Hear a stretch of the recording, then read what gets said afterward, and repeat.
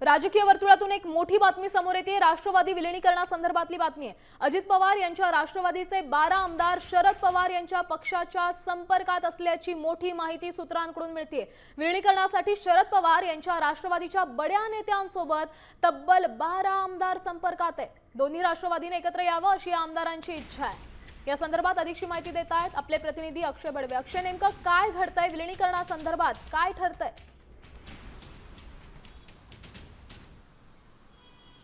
अजित पवारांच्या निधनानंतर आपण जर पाहिलं तर दोन्ही राष्ट्रवादी एकत्र याव्या अशा राजकीय पटलावर ज्या चर्चा आहेत त्यांना कुठेतरी ब्रेक लागला होता। मात्र आता पुन्हा या चर्चा आहेत ज्या विलीनीकरणाच्या आहेत त्या जोर धरू लागल्या आहेत। कारण अजित पवारांच्या राष्ट्रवादी काँग्रेसचे तब्बल 12 आमदार जे आहेत ते शरद पवारांच्या काही बड्या नेत्यांसोबत संपर्कात आहेत आणि या 12 आमदारांची इच्छा आहे की लवकरात लवकर दोन्ही पक्ष जे आहेत ते एकत्र यावेत। शरद पवारांचा जो एक मोठा अनुभव आहे, एक लढवय्या नेता म्हणून त्यांची ओळख आणि त्यांच्या अनुभवात त्यांच्या नेतृत्वात या सगळ्या 12 आमदारांना जे आहे ते काम करायचं आहे। कारण अजित पवारांच्या निधनानंतर पक्षात एक मोठी पोकळी निर्माण झालेली आहे आणि त्यामुळे या 12 आमदारांची इच्छा आहे की लवकरात लवकर दोन्ही पक्ष एकत्र यावेत आणि त्याबाबतची चर्चा जी आहे ती देखील राष्ट्रवादीच्या अजित पवारांची जी बैठक देवगिरी बंगल्यावर झाली होती त्या देवगिरी बंगल्यात सुद्धा याच बाबतची चर्चा झालेली आहे। त्यामुळे शरद पवारांच्या राष्ट्रवादीकडनं एकदा जर लिखित प्रस्ताव आला तर याबाबत पुढील चर्चा होऊ शकते असा अंदाज जो आहे तो देखील राजकीय वर्तुळात वर्तवण्यात येतोय। त्यामुळे दोन्ही राष्ट्रवादीच्या एकत्रीकरणावर जे 12 आमदार जे ठाम आहेत त्यांची इच्छा आहे